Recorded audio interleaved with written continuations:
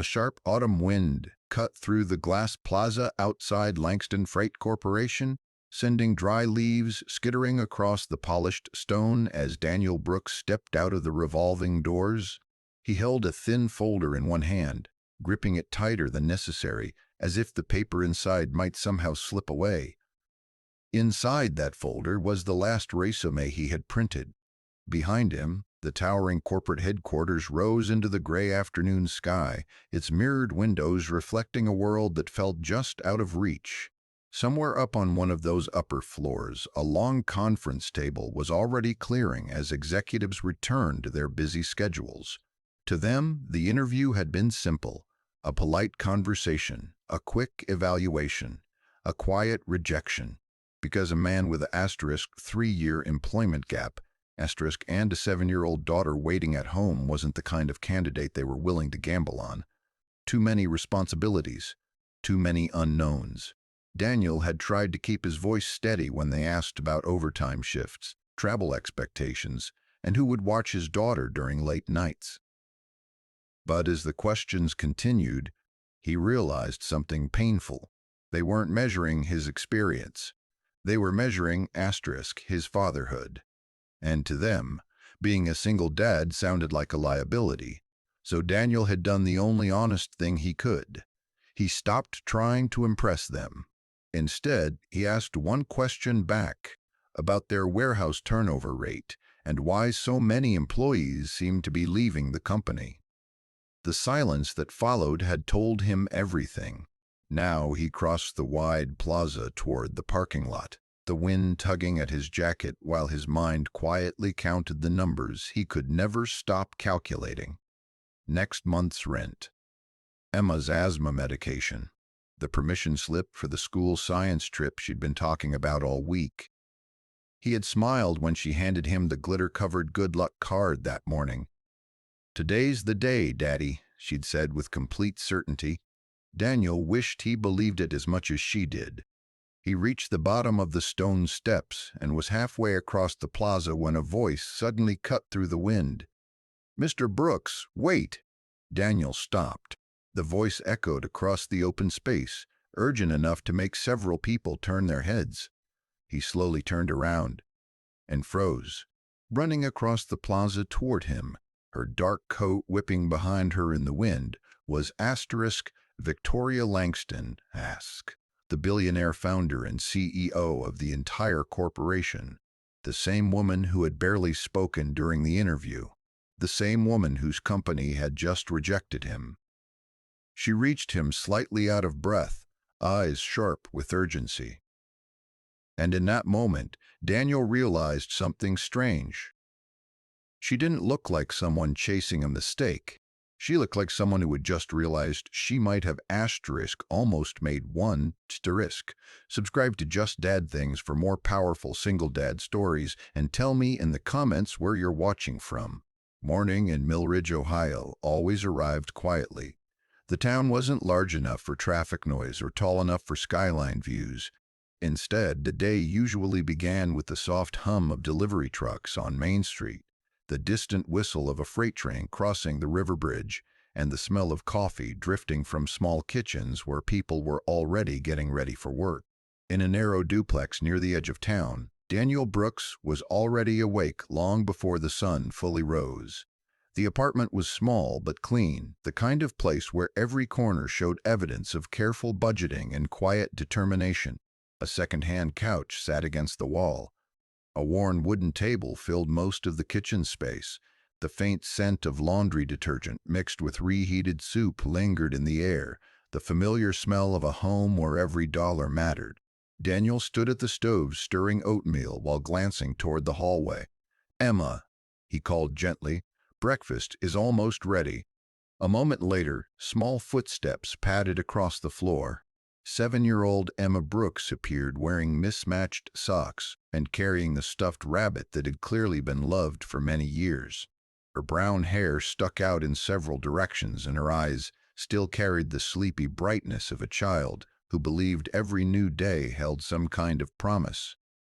"Morning, Daddy," she said, climbing onto one of the kitchen chairs. Daniel smiled, even though the smile took effort. Emma was the center of his entire world. Everything he did, every long shift, every late night, every job interview, came back to her. She spooned oatmeal slowly while telling him about the class science project due next week. Something about building a small volcano that erupted with baking soda and vinegar.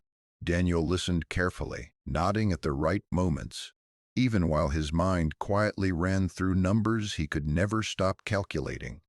Rent was due in 3 weeks.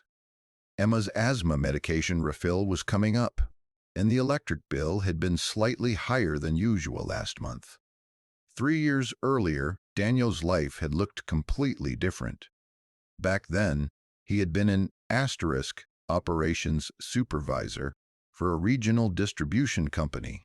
It was steady work with long hours and frequent travel, but it paid well enough to support a comfortable life for his family. But everything changed when Emma's mother, Laura, became suddenly ill. What started as a minor infection turned into complications no one expected. Within a few months, Daniel had gone from balancing work schedules and family dinners to sitting beside a hospital bed, holding Laura's hand while machines hummed softly around them. After she passed away, the world didn't pause the way Daniel wished it would. Bills still arrived.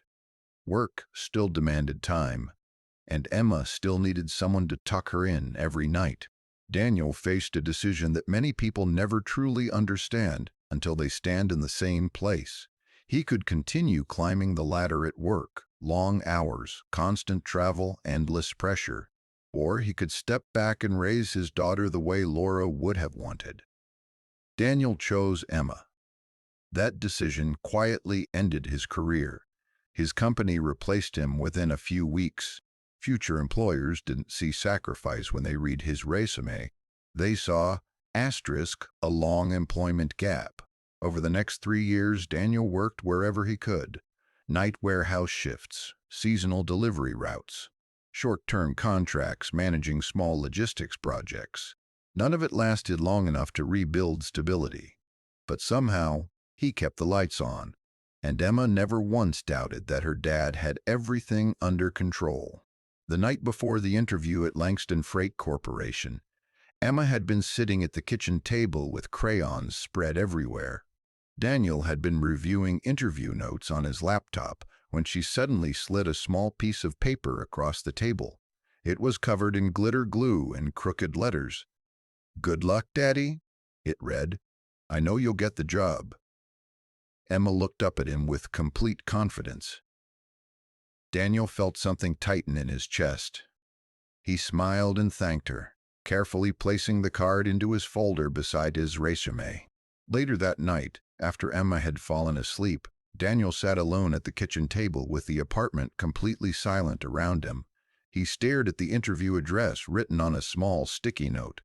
Langston Freight Corporation, the largest logistics company in the entire region.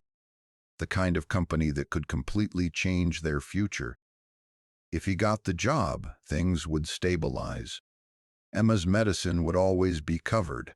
Field trips would no longer feel like impossible luxuries. The constant knot of financial worry might finally loosen. But Daniel had been to enough interviews over the past 3 years to understand something painful. Employers didn't see him the way Emma did. They didn't see a father doing everything he could to hold the life together. They saw risk, responsibility, limitations. And if this interview failed the same way the others had, Daniel wasn't sure how much longer he could keep the fragile balance of their lives from tipping. Because the truth was simple. Running out of money would be frightening. Running out of opportunities would be devastating. But the one thing Daniel feared more than anything else was the moment Emma might look at him and realize he couldn't fix everything. And that was a moment he was determined never to let happen.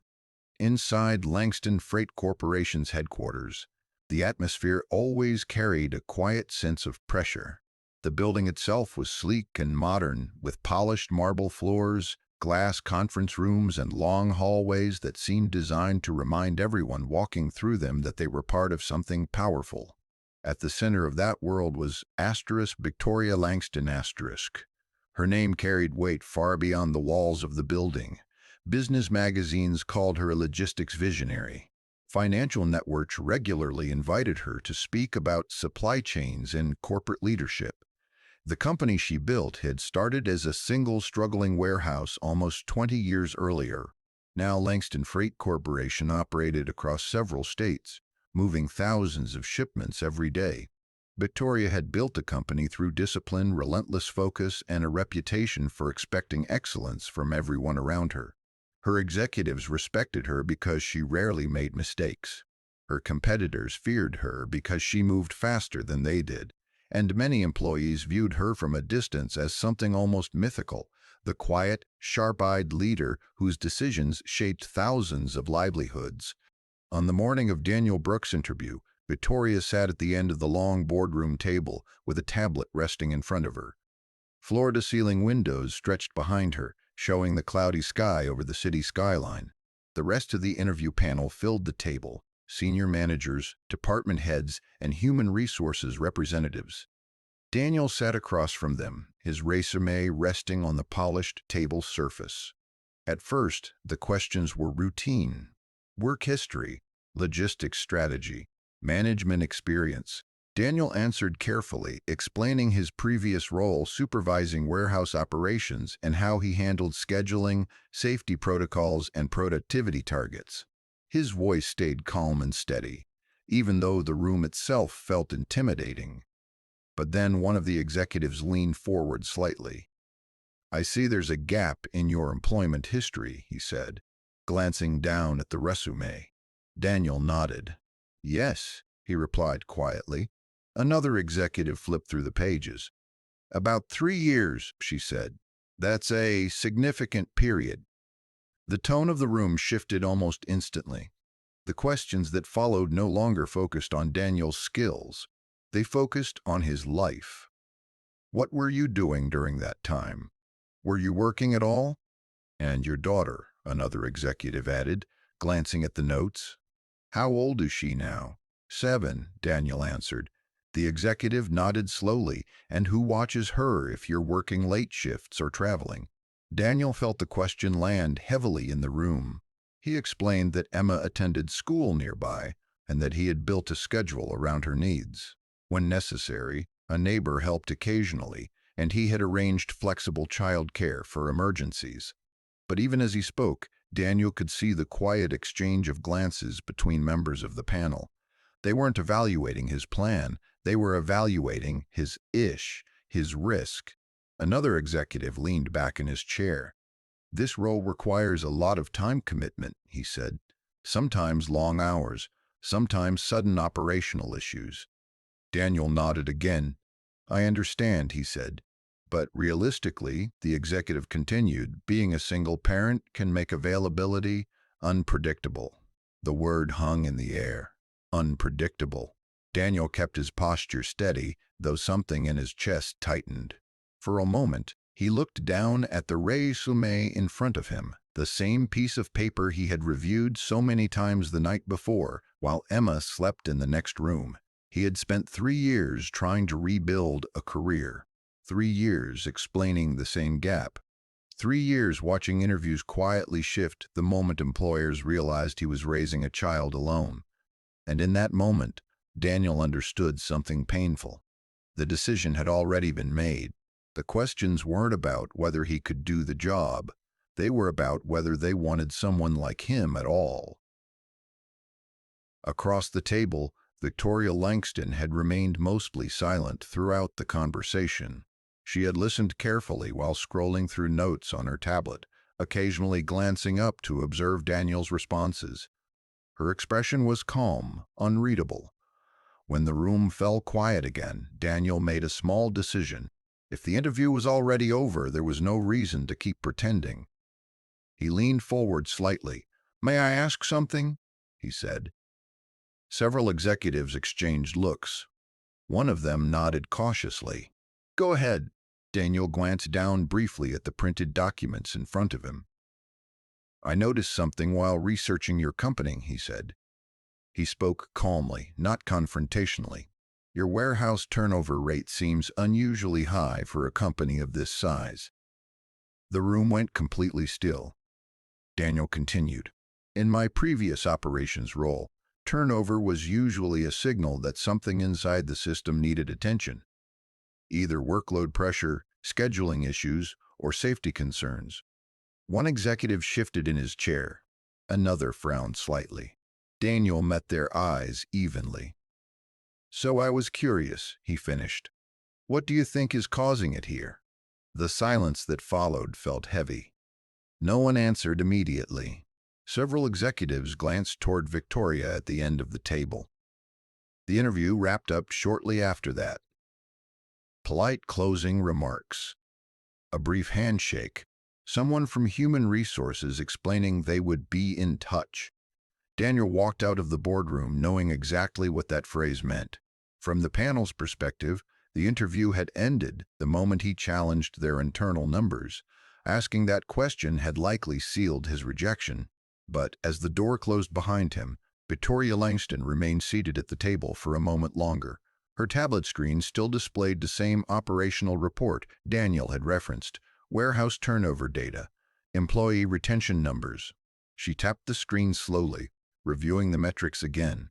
Then she leaned back in her chair, thoughtful, because while the rest of the panel had heard a candidate criticizing their system, Victoria had heard something entirely different. Daniel Brooks hadn't sounded desperate for approval. He had sounded like someone who cared enough about the work to ask the question everyone else had stopped asking. And that kind of honesty was far rarer than any résumé. Daniel stood still in the cold wind as Victoria Langston finally reached him across the plaza. Her breath showed faintly in the air, and for a moment neither of them spoke. The glass building behind her reflected the cloudy sky, and the steady rush of city traffic hummed somewhere beyond the plaza. Up close, she looked different than she had in the boardroom. Less distant, more curious. Victoria adjusted the collar of her coat slightly and studied him for a moment before speaking. Why did you ask that question about our warehouse turnover?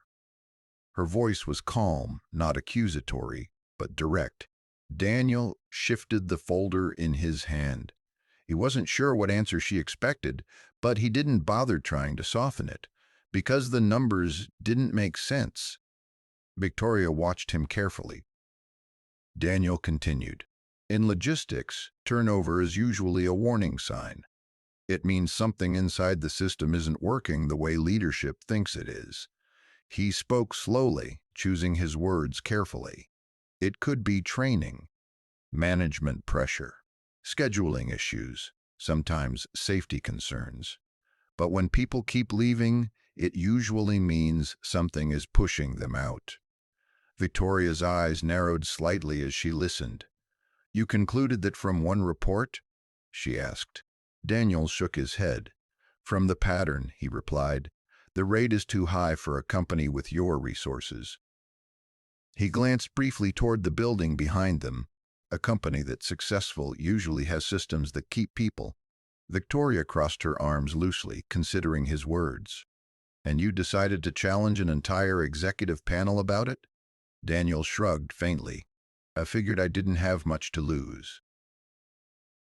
The honesty of the answer caught her attention. Most candidates who realized they were losing an interview tried to recover.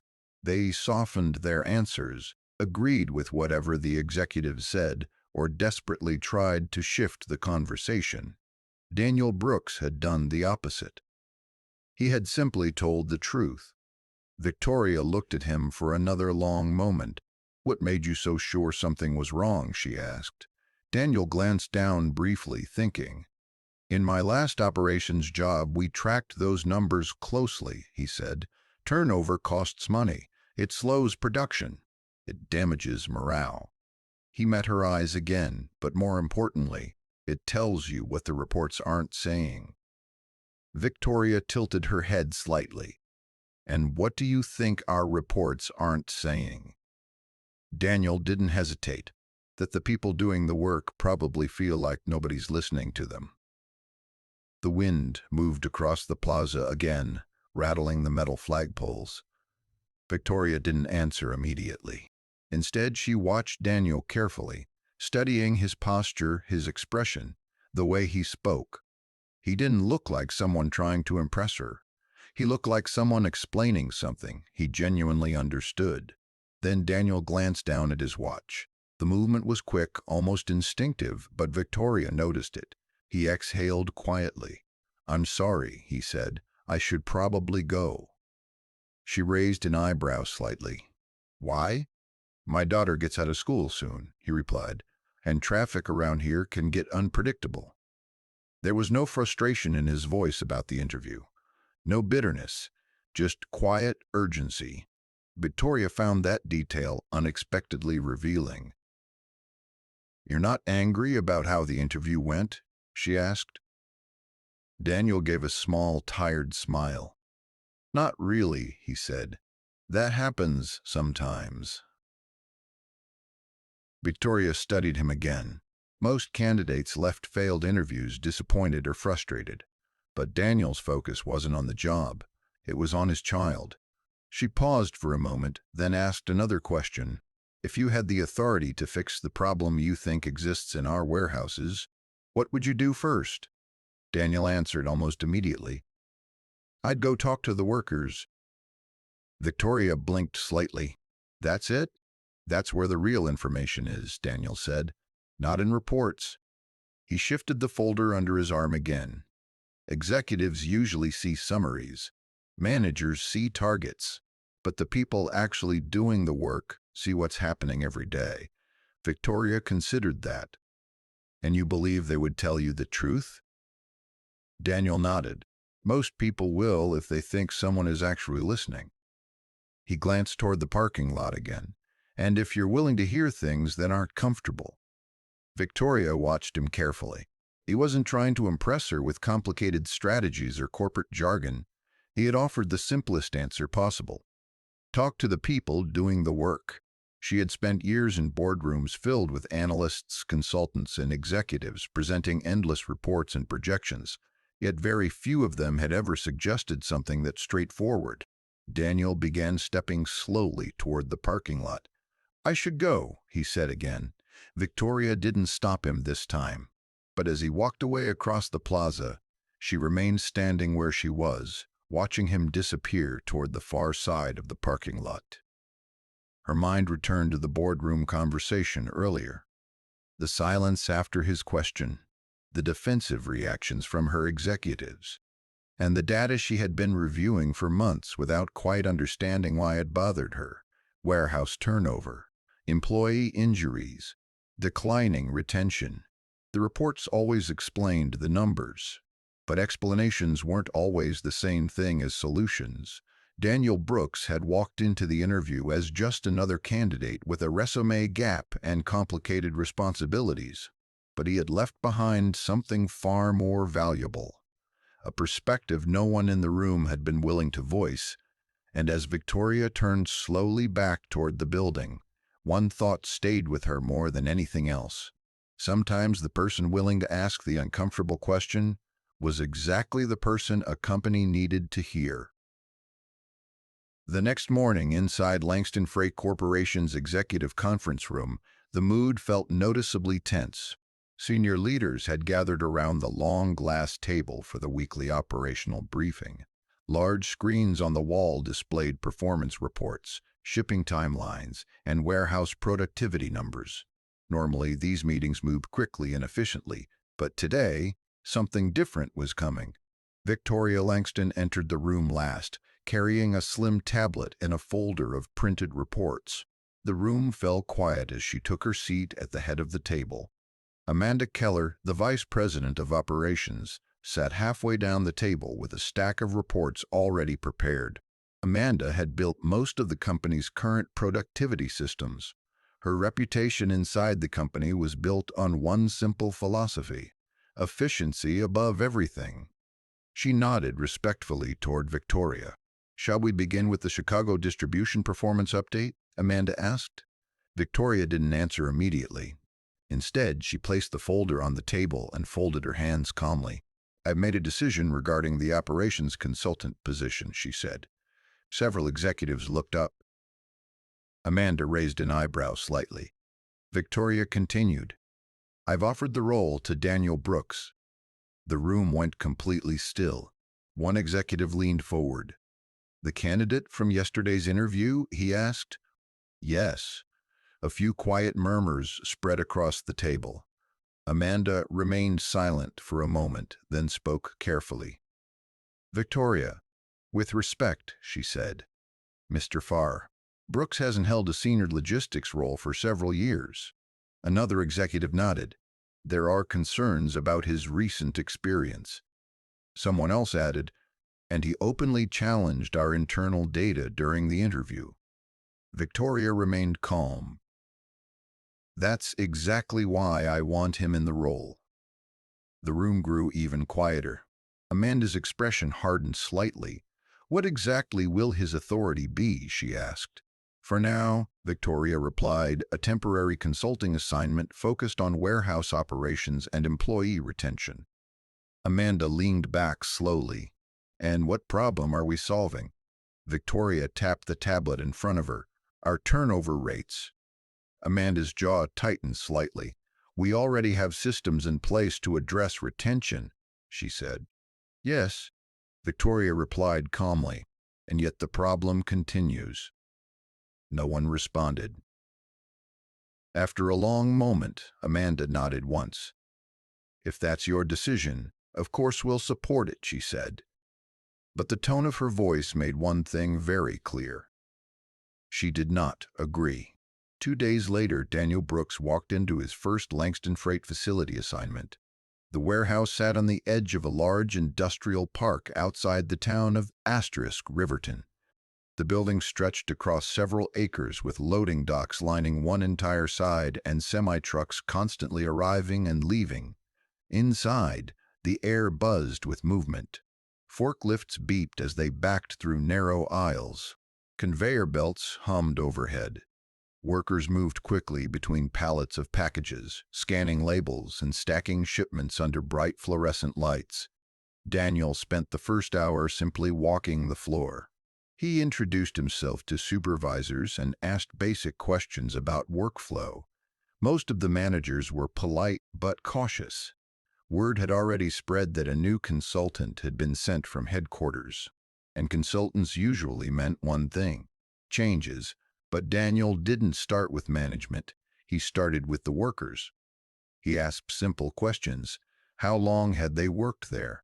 What parts of the job were hardest? What slowed them down? At first the answers were guarded, but slowly small pieces of honesty began to appear. Scheduling shifts often ran long. Breaks were frequently skipped when targets fell behind. Equipment repairs took too long. Workers felt like productivity numbers mattered more than people. By mid-afternoon, Daniel had already heard the same story several times. Pressure, exhaustion, targets that grew higher every quarter. Near the end of the shift, Daniel noticed something happening near one of the conveyor lines. A young warehouse worker leaned against a stack of pallets, breathing heavily. Sweat covered his face, and his hands trembled slightly. A floor supervisor approached him. "You're behind your scan numbers," the supervisor said sharply. "I just need a minute," the worker replied quietly. "We're already short on time," the supervisor said. "You can rest after shift." Daniel walked over calmly. "Is everything all right here?" he asked. The supervisor looked slightly surprised. "Just a productivity issue," he replied. Daniel looked at the worker again. The man looked pale and clearly exhausted. Daniel turned back to the supervisor. "Let him take a break." The supervisor frowned. "That's not how the shift targets work." Daniel's voice stayed calm. "It is today." The worker hesitated, unsure if he should move. Daniel nodded toward the break area. "Go sit down," he said. The man quietly walked away. The supervisor crossed his arms. "You can't override the shift structure every time someone slows down." Daniel nodded. "I'm not overriding it every time," he replied. "Just when someone looks like they might collapse." Several nearby workers had stopped to watch. The moment lasted only a few seconds. But inside a warehouse environment, moments like that traveled quickly. By the end of the day, word had quietly spread across the facility. The new consultant had stepped in when a worker needed help. And he hadn't yelled. He hadn't blamed anyone. He had simply made a decision.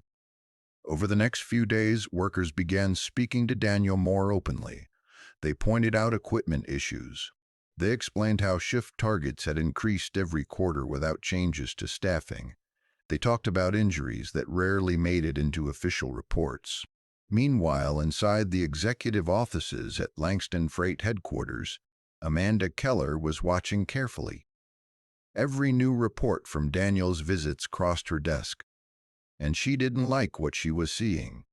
Employees speaking freely, supervisors being questioned, policies being adjusted. Amanda began documenting everything, every time Daniel interrupted a process, every time productivity numbers dipped slightly, every complaint from a manager who felt his authority had been undermined. Within a week, she had assembled a thick folder, and during the next executive review meeting, she slid it across the table toward Victoria. "These are the operational disruptions caused by Mr. Brooks," Amanda said calmly. The folder contained several written complaints. Supervisor reports, productivity graphs showing small declines in output at certain facilities. Victoria opened the folder slowly. Amanda watched her carefully. "Your consultant," she continued, "is interfering with systems that have taken years to refine." Victoria flipped through the pages silently. Around the table, other executives exchanged uncertain glances, because the truth was becoming clear. Daniel Brooks had started asking uncomfortable questions inside the company, and every system that depended on silence was starting to feel the pressure. Across the state, inside another busy warehouse facility, Daniel finished speaking with a group of workers near the loading docks. He thanked them for their time and wrote a few final notes in a small notebook.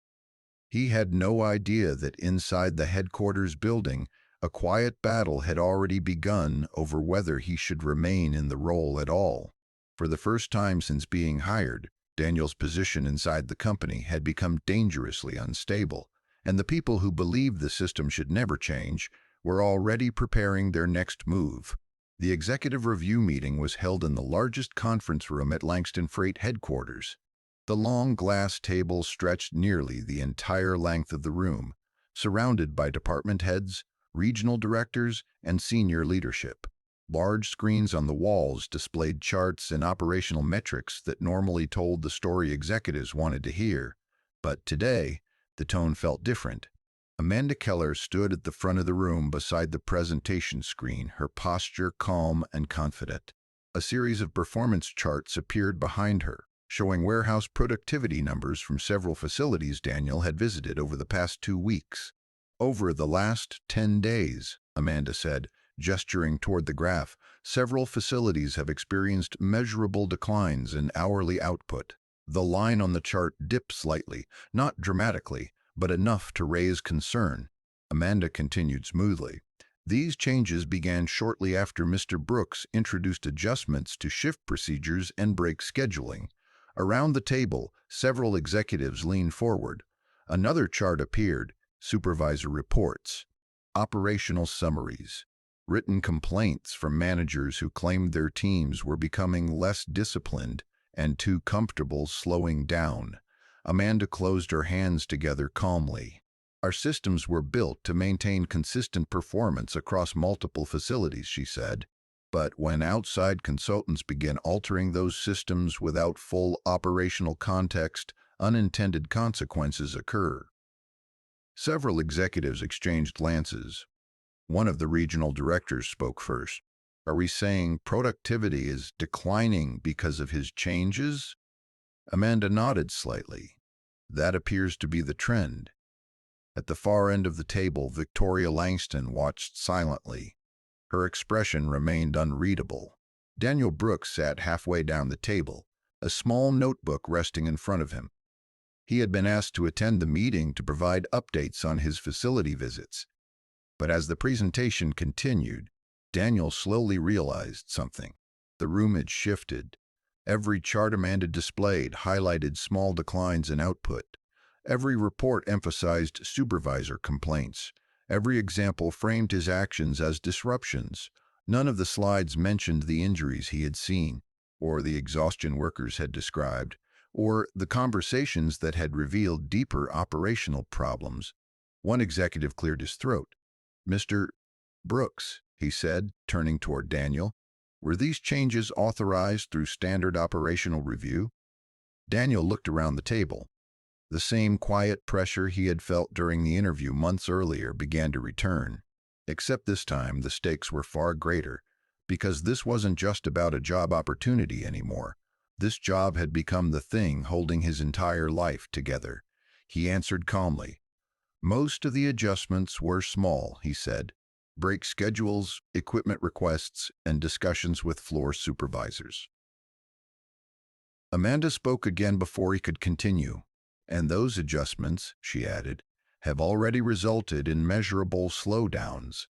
Another executive leaned forward. "Were you tracking productivity metrics while making these changes?" Daniel hesitated briefly.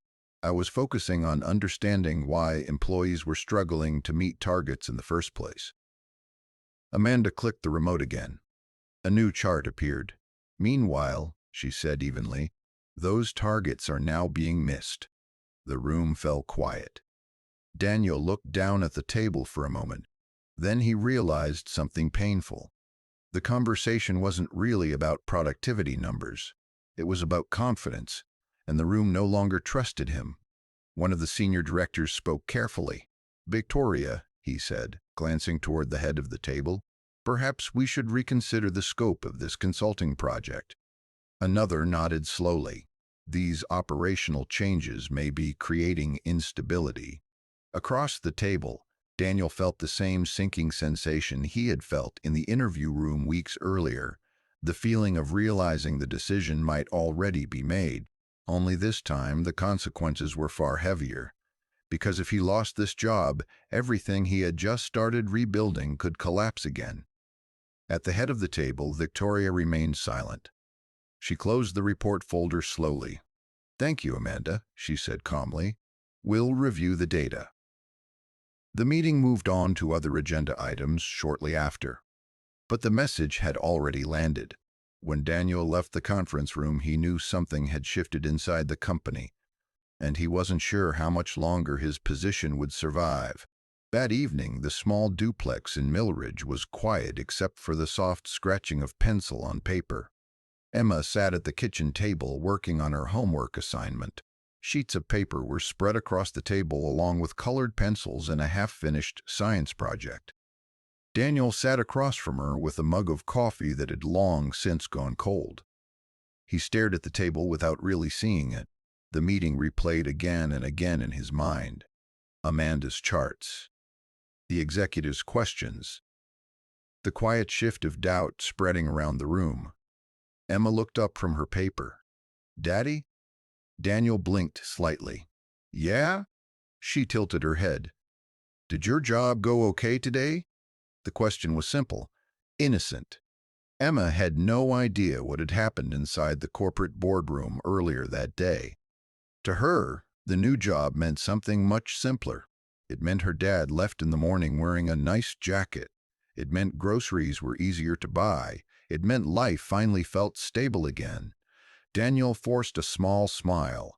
"Yeah," he said softly. "It was a busy day." Emma nodded and went back to coloring the volcano diagram on her project. Daniel watched her quietly for a moment. The soft kitchen light reflected off the glitter-covered good luck card she had made weeks earlier. He had taped it to the refrigerator door.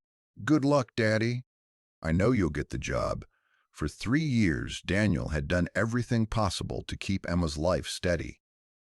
Even when work disappeared, even when money ran low, even when every interview ended with polite rejection emails, he had always managed to find another way. But tonight, something felt different. For the first time in a long time, Daniel wasn't sure what the next solution would be if things fell apart again. Emma looked up once more. "Daddy?" "Yes." "When my volcano works tomorrow, she said proudly. "I'm going to tell my teacher you helped me." Daniel smiled again, this time a little more genuinely. "I'll be ready to take the credit," he said. Emma laughed and returned to her homework. But as Daniel sat there watching her, a quiet thought settled heavily in his chest. He had promised himself long ago that Emma would never have to feel the uncertainty he carried every day, that he would always find a way to protect her future. And tonight, for the first time in years, he wasn't completely sure he could keep that promise. The final operations review was scheduled for Friday morning, and by the time Daniel Brooks walked into the executive boardroom, the tension in the air was already obvious. The long glass table was filled with senior leaders from across Langston Freight Corporation. Regional directors, department heads, and operations managers sat quietly reviewing printed reports and tablets. The room was brighter than usual, the early morning sun pushing through the tall windows behind the head of the table. At that head seat sat Victoria Langston. Her posture was calm, composed, but there was a quiet focus in her eyes that several executives recognized immediately. Something important was about to happen. Daniel took his seat midway down the table, placing his notebook beside him. He had spent most of the previous night reviewing warehouse reports and employee feedback summaries, but he suspected the meeting would not go in his favor. Amanda Keller sat on the opposite side of the table, her posture perfectly straight, a stack of organized reports in front of her. She had spent the last week preparing carefully. When the meeting began, Amanda stood and walked toward the screen at the front of the room.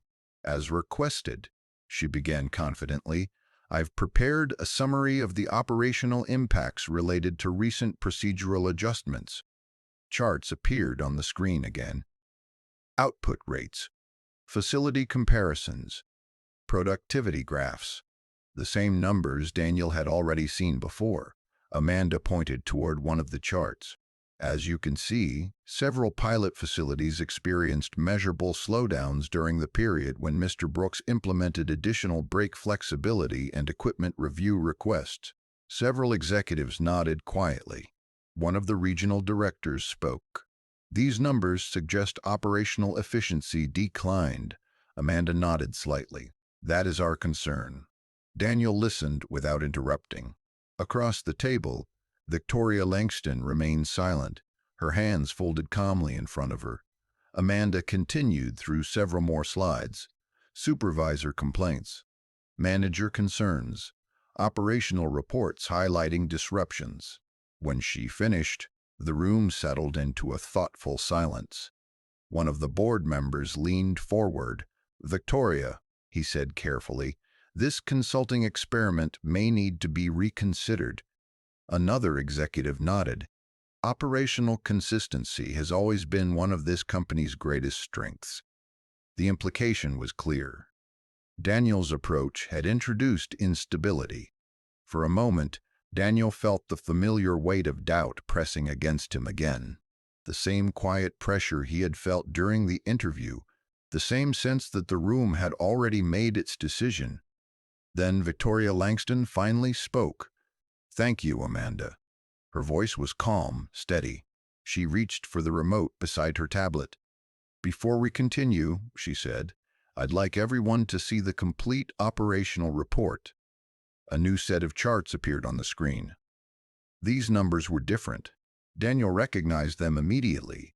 Employee retention data, injury reports, longer-term productivity trends.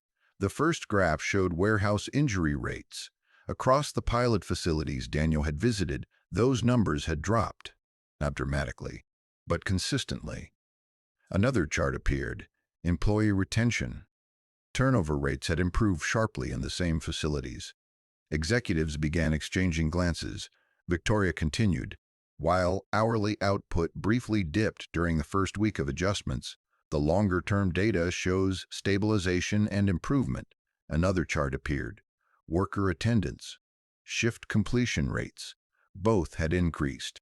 Amanda's expression tightened slightly. "These numbers require additional analysis," she said carefully. Victoria nodded. "They've already been analyzed." The room grew quiet again. Victoria stood slowly and turned toward the executives around the table. "For years," she said calmly, "our company has measured success primarily through output." She gestured toward the earlier graphs. But those reports never showed the entire picture. She tapped the tablet once more. The final chart appeared. Warehouse turnover. The pilot facilities Daniel had visited now showed the asterisk lowest employee turnover rates in the region. A low murmur spread around the table. Victoria folded her hands. "A company can increase productivity by pushing people harder," she said. "For a while." Her voice remained steady. "But eventually something breaks." She looked around the room. People. Silence filled the boardroom. Victoria continued, "A company that treats people like machines eventually runs out of people." Several executives sat back slowly. The message was unmistakable. She turned slightly toward Daniel. "When Mr. Brooks asked about our turnover during his interview, she said, he was the only person in the room willing to question a problem many of us had already noticed." Daniel sat quietly, surprised by the direction the meeting had taken. Victoria continued, "He didn't ask that question to criticize this company." She glanced briefly toward Amanda. "He asked it because he understood something important." Victoria faced the board again. "Operations are not only about numbers. They are about people." She paused before finishing. "And the data now shows that listening to those people improves both." The room remained silent for several seconds. Finally, one of the senior directors spoke. "These retention numbers are impressive." Another nodded. "And injury reductions reduce long-term liability." Amanda stood still beside the screen, her expression carefully neutral. Victoria turned toward her. "Amanda, your operational systems help this company grow," she said. "And that contribution is not forgotten." Then her tone shifted slightly. "But the data now shows those systems also created pressure points that were no longer sustainable." Amanda's hands tightened slightly at her sides. Victoria spoke calmly. "Effective immediately, the operational leadership structure will be reorganized." Several executives looked up. "Amanda will transition to a strategic advisory role." The meaning was clear. She was being removed from operational control. Amanda didn't argue. She simply nodded once and returned quietly to her seat. Victoria turned back toward the board. "As for the consulting program," she said, "Mr. Purray, Brooks' operational strategy will be expanded across all regional facilities." Daniel felt several executives now looking at him very differently than they had earlier in the meeting. Some with curiosity, some with respect. Victoria looked toward him again. "Mr. Brooks," she said calmly, "thank you for having the courage to ask an honest question when everyone else stayed silent." Daniel nodded slightly. He didn't say much, but in that moment, the doubt that had filled the room earlier had disappeared.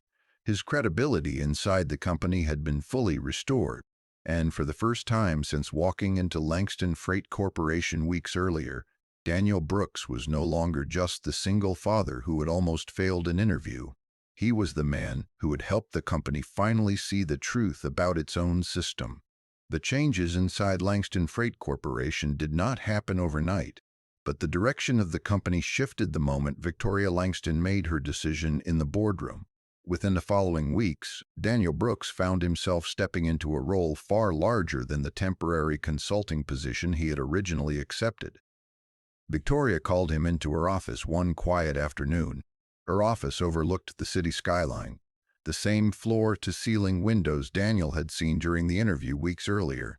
The room was simple and organized, with only a few framed photographs and company reports placed neatly across the desk. Victoria handed him a folder. "We've reviewed the pilot results," she said. Daniel opened it. Inside was a formal proposal. A permanent leadership position. Director of Employee Operations and Workplace Systems. Daniel looked up. Victoria leaned back slightly in her chair. This company has spent years focusing on speed, volume, and efficiency, she said calmly. But those numbers don't mean much if the people behind them are burning out. She nodded toward the folder. You've shown that listening to the people doing the work improves the system. Daniel hesitated for a moment. This is a big responsibility, he said. Victoria gave a small smile. That's why I'm offering it to you. She folded her hands. You understand something many executives forget. Daniel raised an eyebrow slightly. What's that? That the system only works if the people inside it do. Daniel accepted the role that afternoon. But the job meant something very different to him than it did to most executives. To Daniel, it wasn't about promotions or titles. It was about making sure the problems he had seen inside the warehouses didn't continue.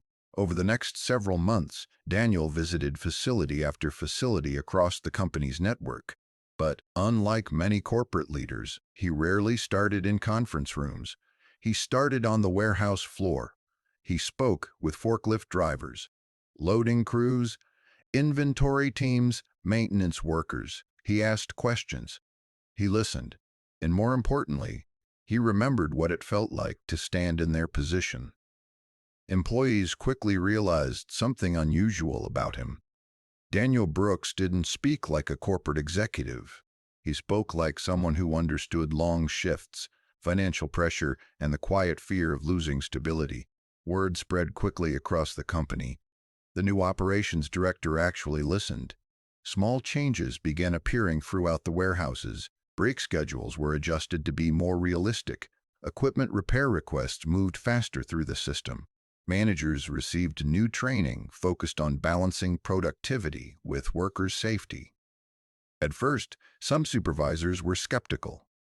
But as months passed, something unexpected happened. Productivity didn't collapse. It improved. Workers stayed longer. Fewer injuries slowed operations. Teams became more consistent, and morale inside the facilities began to shift in ways numbers alone couldn't measure. Back in Millridge, Daniel's life had changed just as dramatically. For the first time in years, the quiet weight of constant financial stress had lifted. The rent was paid on time. The electricity bill no longer caused anxiety.